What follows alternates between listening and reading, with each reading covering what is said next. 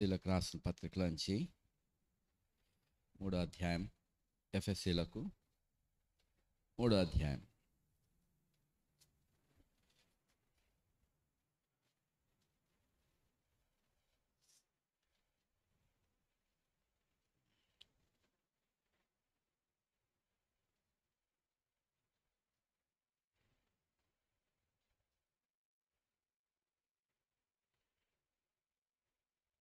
ఏడవ వచనం నుంచి,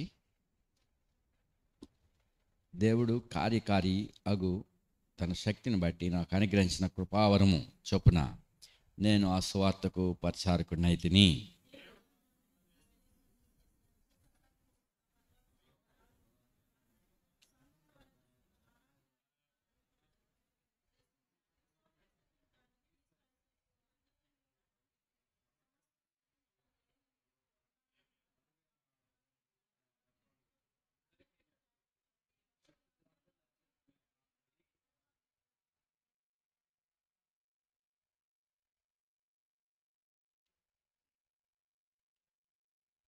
ప్రార్థన చేస్తాం. నమ్మకమైన దేవా, సమయమున మా ముందు తీసుకుని వచ్చిన లేఖనాన్ని బట్టి వందనాలు. దేవుడు కార్యకారి, మాలో కార్య సాధన చేసే దేవుడు. ప్రభా, మీరు ఎంతైనా నమ్మకమైన వాడు. మీ యొక్క మాట చొప్పున మమ్మల్ని పురికొల్పి ఈ సమయంలో మీరు మాతో మాట్లాడమని మీకు అప్పగించుకుంటే యేసుక్రీస్తు ప్రభువు నామమున ప్రార్థిస్తున్నాం తండ్రి.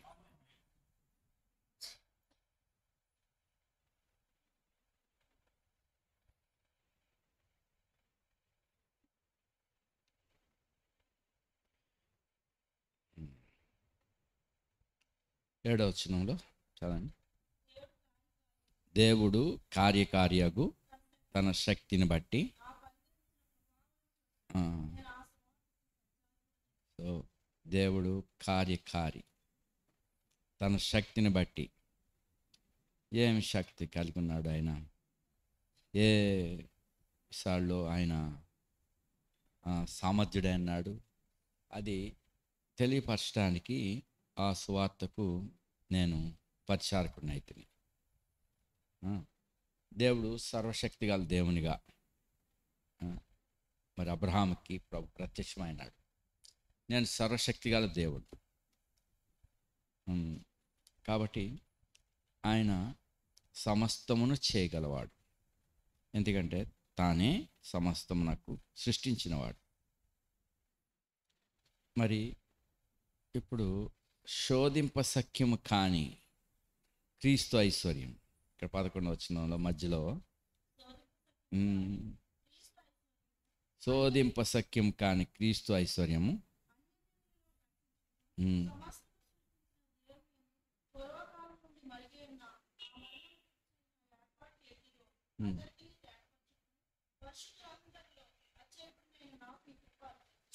సో ఈ క్రీస్తు ఐశ్వర్యం గురించి చెప్తూ అది పరిశోధింపశక్యం కాని, శోధింపశక్యం కాని అంటే ఎంతో ఎక్కువగా ఉన్నది.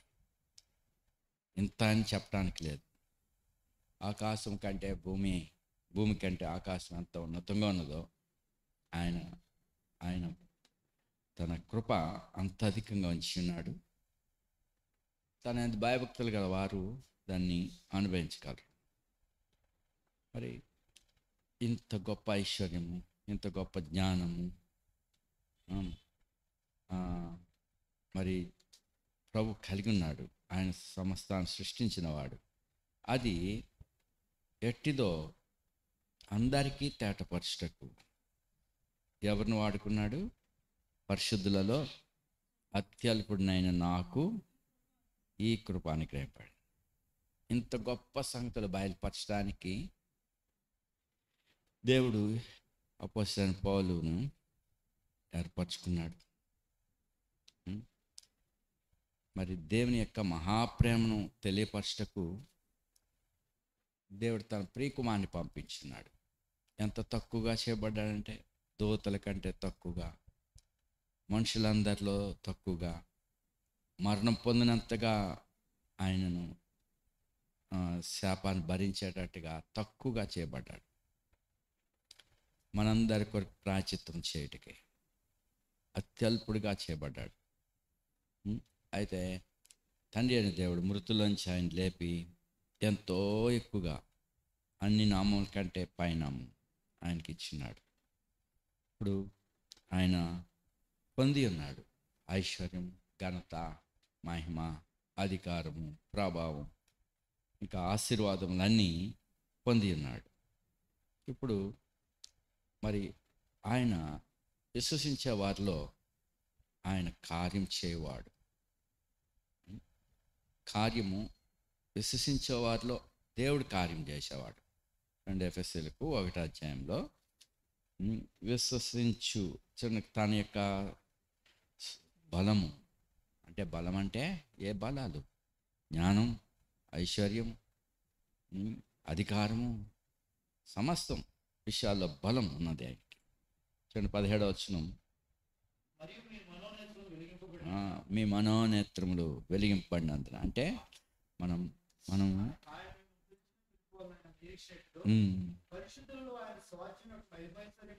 సో పరిశుద్ధులలో ఆయన స్వాస్థ్యం యొక్క మహిమైశ్వర్యం, ఆ ఐశ్వర్యం మరి ఎన్నో విషయాల్లో అనుభవించు. కృపా మహదైశ్వర్యం.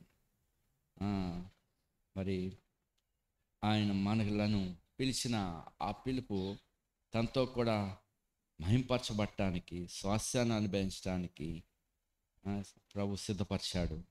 ఈ ఐశ్వర్యం ఎట్టిదో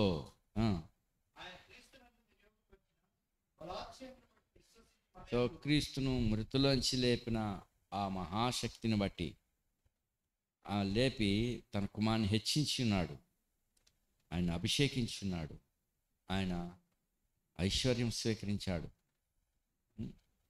ఆయన జ్ఞానం స్వీకరించున్నాడు తండ్రి యొద్ద నుండి, మరి మహాత్మ్యాన్ని కలిగి ఉన్నాడు.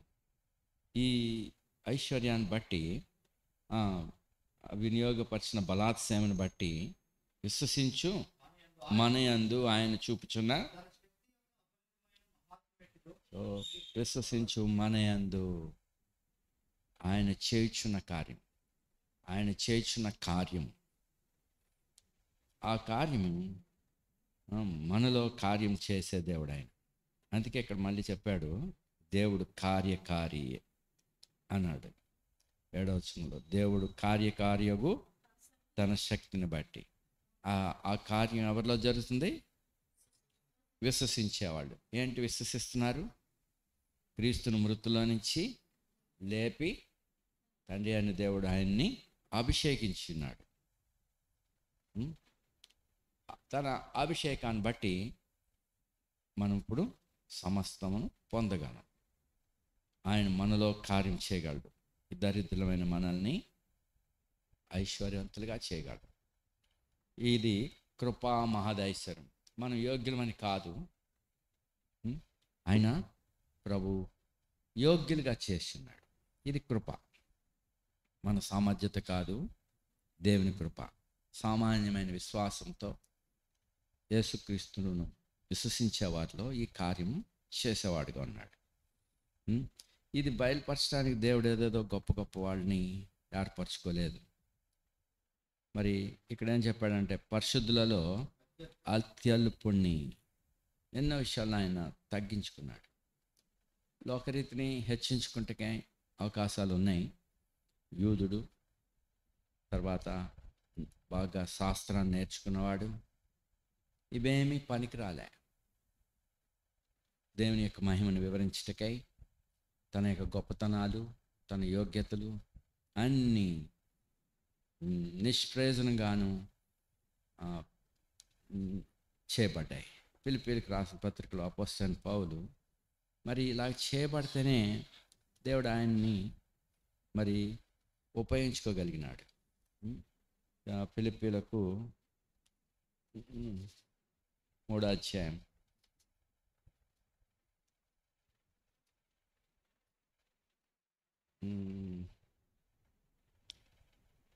8వ వచనం,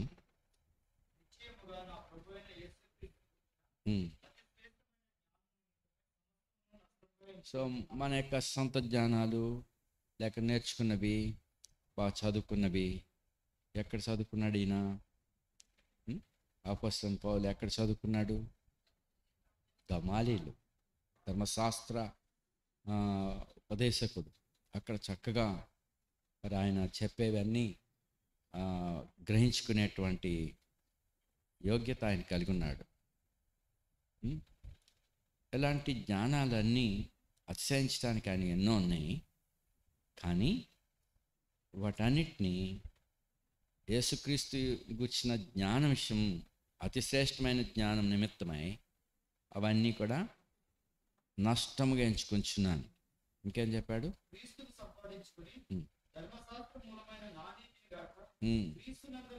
ధర్మశాస్త్ర మూలమైన నా నీతిని కాక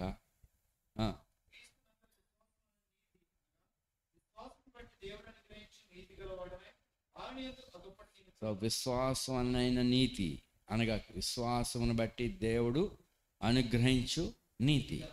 సొంత జ్ఞానము, స్వనీతి ఇవేమి కాదు. అయితే దేవుడు అనుగ్రహించి నీతి గలవాడే ఆయన యందు ఆగుపడుచున్నాడు. అందుకొరకు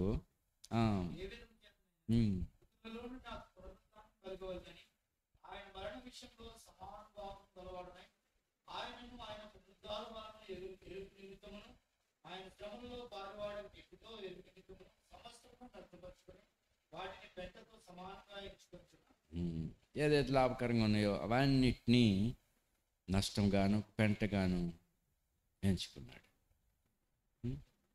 మరి దేవుడు అతన్ని అవన్నీ విడిచిపెట్టి ఉన్నాడు. యేసుప్రభు కూడా యేసుప్రభు అనుసరిస్తున్నాడు, క్రీస్తుని పోలి నడుచుకుంటున్నాడు. యేసుప్రభు ఆయన మన కొరకు ఏం చేయబడ్డాడు? 2వ అధ్యాయంలో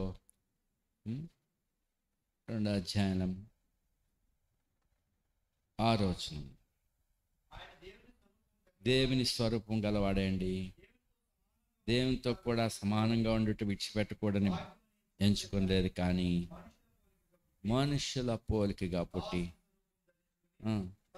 తను తానే రిక్తునిగా ఎంప్టీడ్ హిమ్సెల్ఫ్, అన్నిటినీ విడిచిపెట్టాడు, ఖాళీ చేసుకున్నాడు. వాటిలో మరి అటువంటి మహిమతో ప్రభావంతో ఆయన మొదట దిగి వచ్చుంటే మనం ఎవరు ఆయన అంటుకోలేము. ఆయన అగ్ని, ఐశ్వర్యవంతుడు, ప్రభావం గలవాడు. ఆ ప్రభావంతో ఆయన వచ్చేసి ఉంటుంటే మనం ఎవరు నిలగలం? ఆయన తక్కువగా చేయబడ్డాడు, ఆయన రిక్తుడిగా చేయబడ్డాడు. ఇప్పుడు దేవుడు ఆయన మృతులోంచి లేపాడు కాబట్టి ఆయనను బట్టి ఇప్పుడు దేవుడు మనలో కార్యం చేయగలడు. దేవుడు మనల్ని నీతిమంతులుగా చేయగలడు. మన మనస్సాక్షిని ఎంతో ఎక్కువగా శుద్ధి చేయగలడు. మనల్ని తన యొక్క ఐశ్వర్యం చొప్పున నింపగలడు. మన స్వనీతి కాదు, దేవుని నీతి. మన సొంత ఐశ్వర్యం కాదు, దేవుని ఐశ్వర్యం, దేవుని మహిమ, దేవుని కార్యాలు మనలో జరుగుతున్నాయి.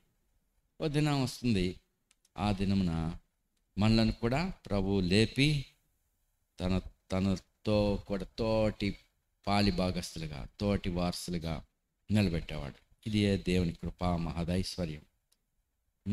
మనలను ఆయన ఎదుట ఆనందంతో నిలబెట్టగలడు. ఏ కొదవలేని వారమై ఆనందంతో తండ్రి ఎదుట మనలను నిలబెట్టే దానికి ఆయన కార్యకారి. అందు నిమిత్తం ఇక్కడ అపోస్తలుడైన పౌలు అత్యల్పుడుగా చేయబడ్డాడు.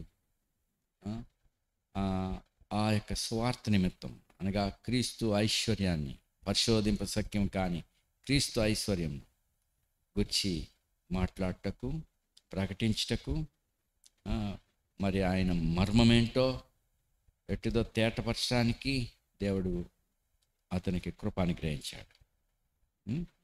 మరి ఇప్పుడు మనం కూడా దేవుని ఎదుట మోకరించి, చూడండి 14 వచనం, 3వ అధ్యాయం 14, ఈ హేతు చేత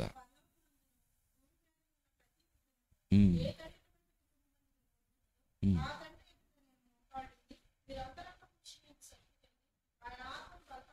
సో ఇప్పుడు మనం అంతరంగాల్లో ఎన్నో నిరుత్సాహాలు ఉంటాయి, బలహీనపరచబడుతూ ఉంటాం, కురింగిపోతూ ఉంటాం. అయితే మరి మన పరలోక తండ్రి ఎదుట మనం కూడా యేసుక్రీస్తు ప్రభు ద్వారా సమీపించున్నాం. ఆయన ద్వారా దేవుని సన్నిధిలో ధైర్యంతో ప్రవేశిస్తున్నాం, తండ్రి అని మొరపెట్టుకుంటున్నాం. అందుకే ఇప్పుడు అంతరంగ పురుషునిలో ఎలా ఉండవాలని చెప్తున్నాడు. శక్తి కలిగి బలపరచబడి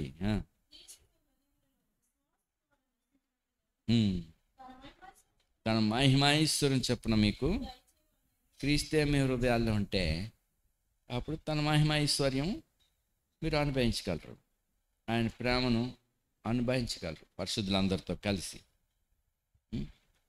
మరి అటువంటి జ్ఞానమును, ఐశ్వర్యమును, బలాన్ని మనం పొందగలను. ఇప్పుడు 20వ వచనం,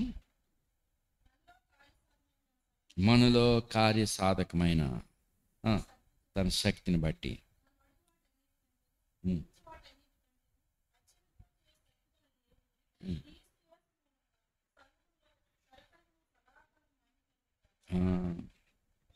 సో మనలో కార్యసాధకమైన తన శక్తి, ఆయన అంతా చక్కగా మనలో కార్యం చేయగలడు. మనం నశించకుండా, మనం చచ్చిపోకుండా ఎటువంటి రీతిగా మనల్ని పరిశుద్ధపరుచున్నాడు, ప్రక్షాళన చేయుచున్నాడు.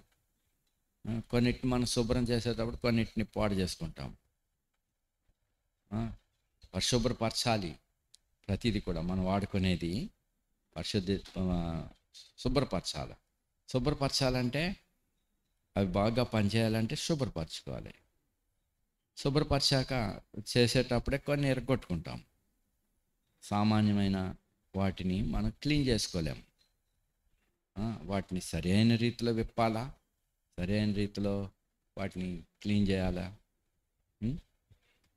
అయితే మరి మన మనస్సాక్షి ఇంకంత సున్నితమైంది. ఆయన తన మహిమతో వచ్చేసి మనల్ని శుద్ధిగా చేయలేడు, ఆయన తక్కువగా చేయబడాల్సి వచ్చింది. అదే రీతిగా మనల్ని నీతిమంతులుగా చేయాల, అదే రీతిగా తన ఐశ్వర్యం మనలో నింపాల, మనల్ని పరిపూర్ణులుగా చేయాల. అది ఆయన యొక్క కార్యము. దేవుని ఎదుట పూర్ణులుగా చేయుట, ఏ లోపం లేని వారే ఆయన మనలో నింపుటకు ఆయన హెచ్చించబడ్డాడు. మరి అది దేవుని యొక్క జ్ఞానము, దేవుని యొక్క కార్యం. అది సామాన్యంగా జరుగుతుంది. సామాన్యమైన విశ్వాసం ద్వారా మరి మనలో ఆ కార్యం జరుగుతుంది. మరి ప్రభు వచ్చినప్పుడు ఏ లోపం లేని వారే అన్ని విషయాల్లో మరి ఆయనతో పాలిభాగం పొందటానికి దేవుడు మనను ఏర్పరచుకున్నాడు. కొరింథీయులకు రాసిన పత్రిక, మొదటి పత్రికలో ఇక్కడ అపోస్తలుడు వీళ్ళ గురించి ఎన్నో లోపాలు కలిగిన సంఘము ఇది. ఎటుబడితే అటు నడుచుకున్నట్టు వారే పూర్వం.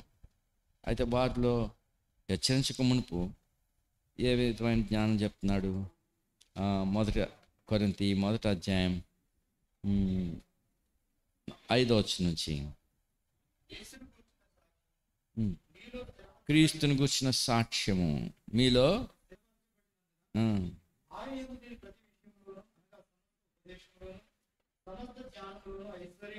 క్రీస్తుని గుర్చిన సాక్ష్యం ఎవరి ద్వారా వాళ్ళకి అందించబడింది? అపోస్తలుడైన పౌలు, అపోల్లో, తిమోతి, ఇంకా కొద్దిమంది పౌలు దగ్గర నుంచి సోస్తనేసు, ఇలాంటి పెద్దలందరూ మరి యేసుక్రీస్తు ప్రభువుని గురించి, ఈవెన్ పేతురు గారు, వీళ్ళందరూ ప్రభువుని గురించి చెప్పి ఉన్నారు. అపోస్తలుడైన పేతురు అయితే ప్రభువుని ఎరిగినవాడు, స్వయంగా ఆయనతో కూడా తిరిగినవాడు, ప్రభు అతన్ని సంధించినవాడు, ఆయనతో మరి ఆయన ప్రభువుని చూసి మరి ఆయన గురించి సాక్ష్యం చెప్పినప్పుడు మరి ప్రజలు ఏ రీతిగా మరి ప్రభుని గురించి వారు ఎరగగలరు. అలాగే పౌలు ప్రభుని ఎరిగినవాడు, తిమోతి ప్రభుని ఎరిగినవాడు, ఇలాంటి పెద్ద పెద్ద దైవజనులు క్రీస్తుని గురించి ప్రకటించినప్పుడు వారు ఆ జ్ఞానం స్వీకరించారు. ఆ సాక్ష్యము వారిలో స్థిరపడింది క్రీస్తుని గురించి. ఇప్పుడు చదవండి, ఆయన యందు మీరు ప్రతి విషయంలోనూ, అనగా సమస్త ఉపదేశంలోను, సమస్త జ్ఞానంలోను అంత ఐశ్వర్యం కలిగి ఉన్నారు. కనుక ఏ కృపావరం నందును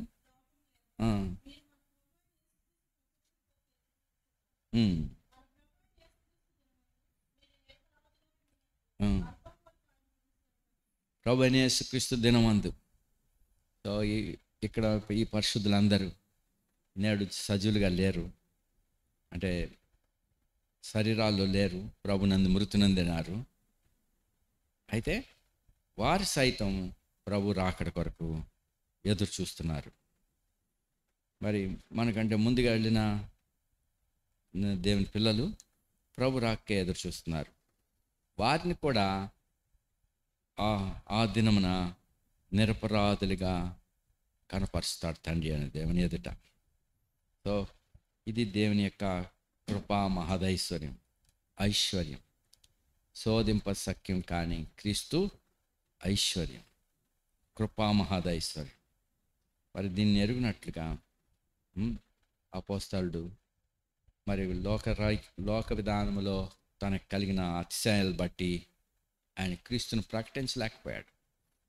తాను ప్రకటించినప్పుడు, వాదించినప్పుడు అది ప్రతిఫలం దొరకలేదు. ఇప్పుడు ప్రభు ఎట్లాగా తక్కువగా చేయబడి ఆయన బోధించి వచ్చాడో, అనంత జ్ఞాని యొక్క దేవుడు సామాన్యమైన విధానాల్లో బోధించి వచ్చాడో, తక్కువగా చేయబడిన వాడిగా యేసుక్రీస్తు ప్రభు చేయబడ్డాడు. అది విశ్వసించి వారిలో కార్యం జరుగుతూ ఉంది. తన యొక్క అతిశయాన్ని బట్టి, తన యొక్క యోగ్యత, మహిమ, ఘనత, ప్రభావాలు బట్టి ఆయన మాట్లాడలేదు. అది పట్టుకుని ధరించుకుని రాలేదు. ఆయన రిక్తుడిగా చేయబడి వచ్చాడు. మరి ఆయన యందు విశ్వసించే వారిని నీతిమంతులుగా, ఇక్కడ అపోస్తలుడైన పౌలు నా నీతిని గాక ప్రభు అనుగ్రహించే నీతి ధరించుకున్నాడు. తన జ్ఞానము గాక ప్రభు ఇచ్చిన జ్ఞానమును బట్టి మరి ఆయన ప్రకటిస్తూ వచ్చినాడు క్రీస్తు ఐశ్వర్యాన్ని ఇచ్చి. మరి అలా చేయటానికి దేవుడు మరి ఆయన కూడా అత్యల్పుడిగా లేక రిక్తుడిగా చేయబడ్డాడు. ప్రభు ప్రత్యక్షత ఆయనకి దొరికింది. ఇప్పుడు ఆయన ఇచ్చేటువంటి జ్ఞానాన్ని బట్టి, ఆయన ఇచ్చినటువంటి ఆత్మ ద్వారా, ఆయన ఇచ్చేటువంటి ఐశ్వర్యంతో ఆయన మాట్లాడుచున్నాడు. మరి మనం వాటిని కలిగి ఉండాలి. అది కలిగి ఉండటకై మరి విశ్వసించుట ఏంటంటే, మృతుల్లో నుండి క్రీస్తును లేపిన దేవుడు ఆయనను ఎంతో హెచ్చించి ఆయనలో సమస్తమును నింపినాడు. బుద్ధి, జ్ఞాన, సర్వసంపదలు ఆయన యందే గుప్తమైనవి. ఇప్పుడు ఆయన ద్వారా ప్రతి ఆశీర్వాదం మనలో అనుభవించాలి. యేసుక్రీస్తు ప్రభు ద్వారా సమస్తమైన ఆశీర్వాదాలు మనం స్వీకరించాలి. అది మనలో కార్యం చేసే పని. ప్రార్థన చేద్దాం. మరి ఈ సమయాన్ని ఇంతవరకు ప్రభు చూపుతాడు. మరి ప్రభు తన ప్రజలను తన రాకై సిద్ధపరిచినట్లు మనం ప్రార్థించాలను. విశ్వాసమును కాపాడుకుంటకు ప్రభు మనందరినీ ఆయన రాకడలో స్థిరపరచుటకును ప్రార్థించండి. సంఘములలో పరిచర్ల కొరకు దయచేసి ప్రార్థన చేయండి. అపోస్తలుడైన పౌలు తాను ఆ సువార్తకు పరిచారకుడిని అయితేనే అన్నాడు.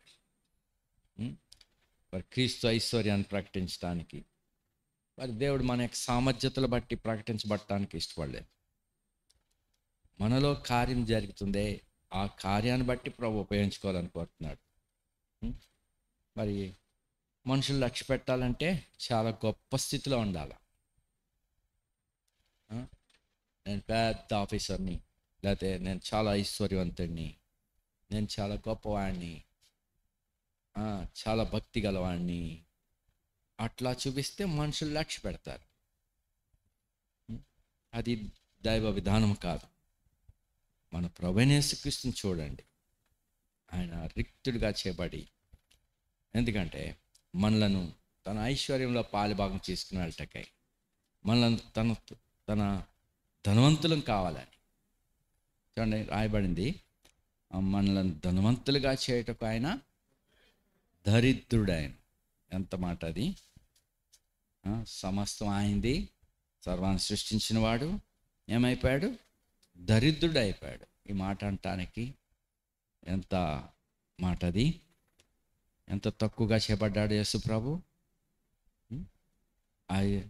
అక్కడ నుండి మనం ఐశ్వర్యవంతులుగా చేపడుతున్నాం. మన కొరకు అపహసించబడ్డాడు, వెరివాడిగా చేయబడ్డాడు. ఆయన మౌనంగా ఉన్నాడు. పిచ్చోడు రీడు అని చెప్పారు, ఆయన మౌనంగా ఉన్నాడు. కాబట్టి ఎందుకొరకు? ఆయన అంతగా తగ్గించుకున్నాడు కాబట్టి. అయితే ఇప్పుడు అనంత జ్ఞానం కలిగిన వాడు, తన ఐశ్వర్యాన్ని బట్టి, తన జ్ఞానాన్ని బట్టి, తన యొక్క అధికారాన్ని బట్టి అన్ని విషయాల్లో మనకి సహాయం చేయగలడు. కాబట్టి శోధింప సఖ్యం కాని క్రీస్తు ఐశ్వర్యము, ఏం చెప్పారు? ఐశ్వర్యము అన్యజనుల్లో ప్రకటించుటకు సమస్తమును సృష్టించిన దేవుని యందు